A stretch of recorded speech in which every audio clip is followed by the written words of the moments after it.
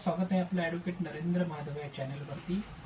आज आपण विवाह समुपदेशनाच्या अनुषंगाने बोलणार आहोत की विवाह जुळवताना आणि विवाह जुळवल्यानंतर येणाऱ्या मनुष्याच्या आयुष्यातील अडीअडचणी, त्यातून होणारे विवाहाचं विच्छेदन आणि त्यातून होणारे कौटुंबिक वादाचे मुद्दे, हे सर्व मुद्दे भारताच्या संस्कृतीशी निश्चितच अपायकारक आहेत। म्हणूनच विवाह विच्छेदन हा भाग कुटुंब संस्थेला विघातक आहे आणि तो जर थांबवायचा असेल तर आपल्याला विवाह समुपदेशनाकडे वळणं अपेक्षित आहे।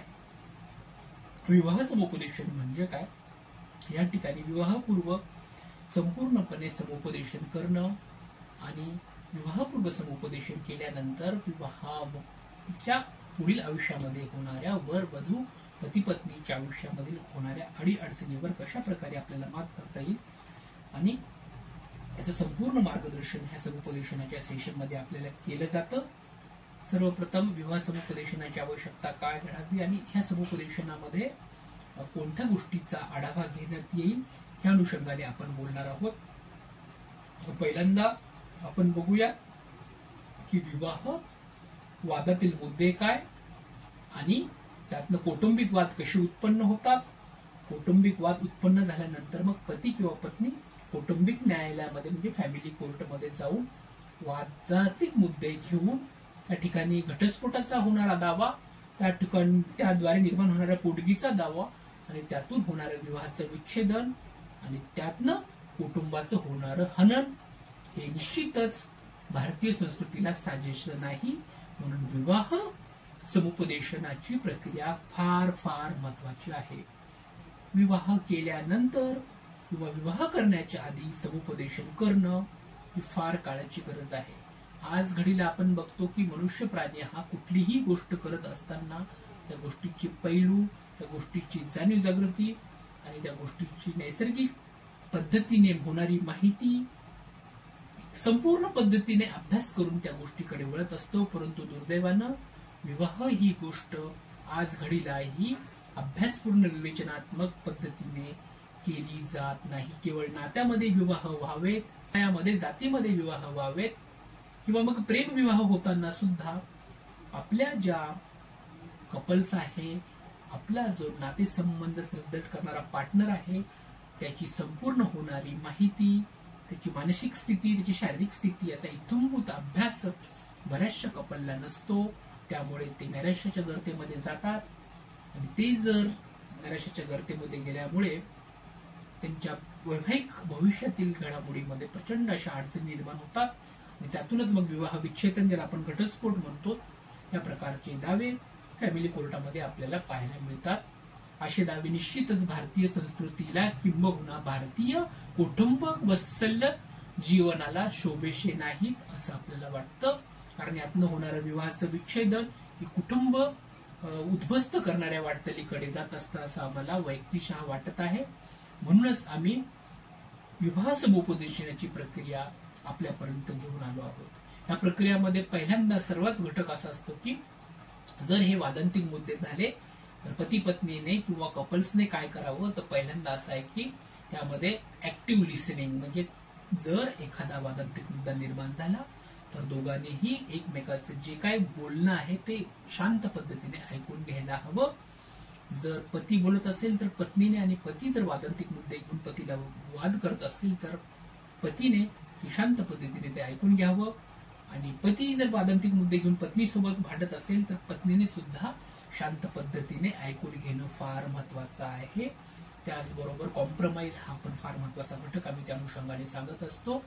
जेवढेही कपल्स आमच्याकडे येतात त्यांना आम्ही सांगत असतो की तुम्ही कुठेही आज घडीला तुमच्या दोघांमध्ये कॉम्प्रोमाइज केलं पाहिजे, कुठेतरी ऍडजस्टमेंट केली पाहिजे, कारण adjustment play a very important role to the every family life और एव्हरी कपल्स एन्जॉयमेंट्स। बिकॉज जर ऍडजस्टमेंट तुम्हाला करता येत नसेल तर तुमचं विवाह हा वादांतिक मुद्द्याकडे वळलेला आपल्याला पाहायला मिळेल। बघा, दुर्दैवानं असं होतं की ज्या वेळेला विवाहाचं स्थळ शोधलं जातं त्यावेळेला आम्ही बऱ्याच पॅरेंट्स लोकांना किंवा वडीलधारी लोकांना सांगत असतो की त्या स्थळाची सांपत्तिक स्थिती समजून घेण्याबरोबरच त्या स्थळाची त्या मुलांची किंवा त्या मुलींची सुद्धा संपूर्ण मानसिक, शारीरिक आणि येणाऱ्या अडीअडचणीला तो किंवा ती कशा पद्धतीने फेस करेल याचा अभ्यास करणं कर्मप्राप्त आहे.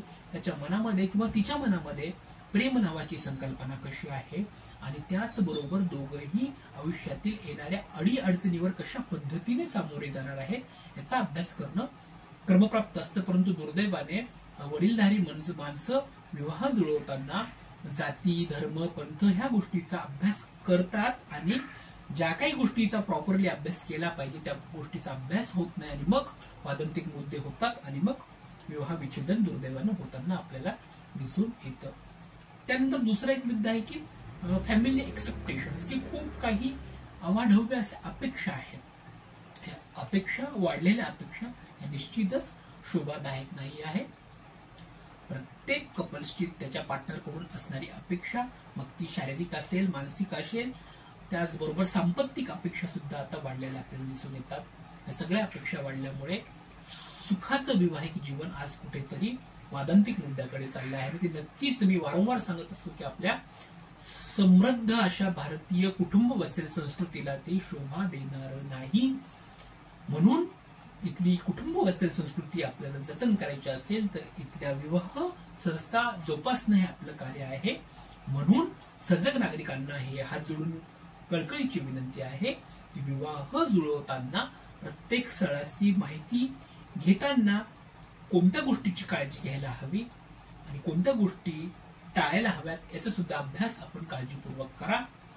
त्याचबरोबर अजून एक महत्वाचा मुद्दा या ठिकाणी आहे की सांपत्तिक स्थिती, पारिवारिक स्थिती ह्या सगळ्या गोष्टी अभ्यासल्यानंतर विवाह जीवनामध्ये येणारे नैराश्याचे जे प्रमाण आहे ते सुद्धा कशा पद्धतीने कमी करता येतील याकडे सुद्धा आता आपण लक्ष द्यायला हवं.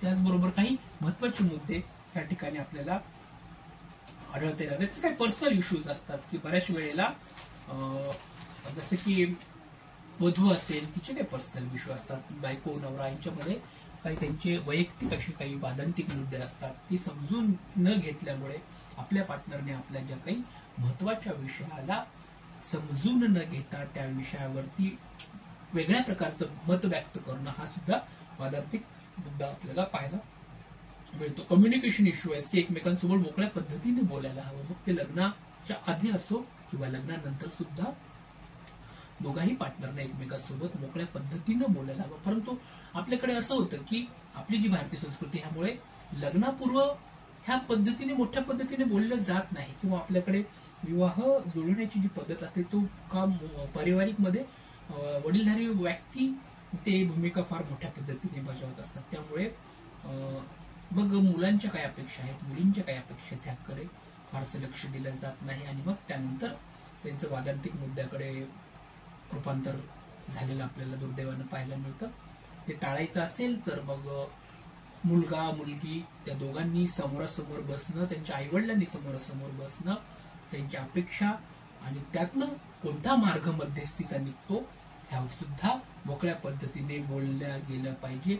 हे आज एक मॅरेज काउन्सिलर म्हणून मला सर्वात मोठ्या पद्धतीने वाटतं. दुसरी आहे की वादांतिक मुद्दे ज्या वेळेला होतात त्यावेळेस पती किंवा पत्नी किंवा वधू किंवा वर ही स्वतःची बाजू कशा पद्धतीने स्ट्रॉंग आहे हे डिफरन्स फार पद्धतीने ते मांडत असतात की माझं काही चुकलेलं नाहीये, माझ्या पार्टनरचं चुकलेलं आहे असा तो मुद्दा किंवा ती मुद्दा फार व्यवस्थितपणे मांडत ते पटायत असतात. दुसऱ्याचा जो मुद्दा आहे तो शांत पद्धतीने ऐकून घेणं, आपल्या पार्टनरचा मुद्दा शांत पद्धतीने ऐकून घेणं ही काळाची गरज आहे. की एखाद्याचा मुद्दा ऐकून घेतल्यानंतर त्यावर लगेच रिॲक्ट न होणं, ह्यातनंही बराचसा वाद टाळता येतो, बरेचशी भांडणं टाळता येतात. म्हणून आम्ही कपल्स लोकांना हे सांगत असतो की प्रत्येक वेळेस समोरच्या तुमच्या पार्टनरचं जे म्हणणं आहे ते आधी शांत पद्धतीने ऐकून घ्या आणि शांत पद्धतीने त्यावरती चर्चा करा.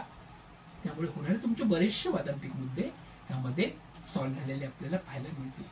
त्यानंतर सगळ्यात महत्वाचा मुद्दा लग्न जुळवताना आणि लग्न तोडताना सुद्धा विचारात घेतलं जातं ते म्हणजे फायनान्शियल स्ट्रेस, बजेटिंग. सध्याचा 21वे शतक आहे, अपेक्षा फार वाढलेली आहेत. अशा वेळेस आपले जे फायनान्शियल गोल्स आहेत, आपले जे आर्थिक सामर्थ्य हे जे पाहिलं जातं ते आर्थिक सामर्थ्य हे आपल्याला सुखाकडे नेतं का याचं सुद्धा सर्वार्थाने विचार करणं या ठिकाणी अपेक्षित आहे की जे आर्थिक सामर्थ्य आहे, आर्थिक स्थिती आहे, जी फायनान्शियल स्थिती आहे, त्याच अनुषंगाने दोघांच्या नातेसंबंधामध्ये जर वादविवाद तयार झाला तर तो निश्चितच कुटुंबासाठी, समाज व्यवस्थासाठी सुद्धा धोक्याचा आहे असं मला वैयक्तिकरित्या वाटतं.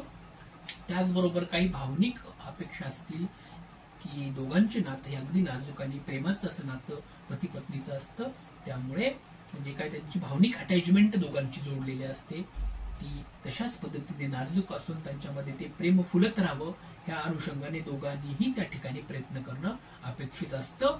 त्यामुळे त्यांचं विवाह जीवन आनंदी, सुखाचं आणि सुदृढ आणि आरोग्यदायी जाईल अशी निश्चितच अपेक्षा आपण त्या अनुषंगाने बाळगत असतो.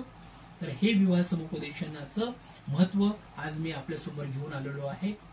आपल्याला जर निश्चितच विवाह संबंधात एखादी अडचणी येत असेल, विवाहपूर्व समुपदेशन करणं अपेक्षित आहे. विवाह झाल्यानंतर जर बऱ्याचशा कपल्सना असं वाटत असेल की नवरा किंवा पत्नी यांच्यामध्ये वादांतिक मुद्दे आहेत आणि ते आता कोर्टाकडे जाऊन आपला वेळ वाया घालवत असतील, घटस्फोटापर्यंत ते आले असतील, तर त्यांनी एकदा समुपदेशन करणं अपेक्षित आहे असं मला मूलतः वाटतं. निश्चित आमच्याशी संपर्क साधा. आम्ही तुमच्या वैवाहिक विच्छेदनापासून तर कुटुंब नवनिर्मितीपर्यंत आम्ही तुम्हाला निश्चितच सहकार्य करू. तुमचे वादांतिक मुद्दे सॉल्व्ह करून तुमचं विवाह विच्छेदन होण्यापासून आम्ही वाचवू. एक घर तुटण्यापासून, एक कुटुंब तुटण्यापासून आम्ही निश्चितच तुम्हाला वाचवण्यासाठी कटिबद्ध असू अशी अपेक्षा तुमच्याकडे ठेवतो. धन्यवाद.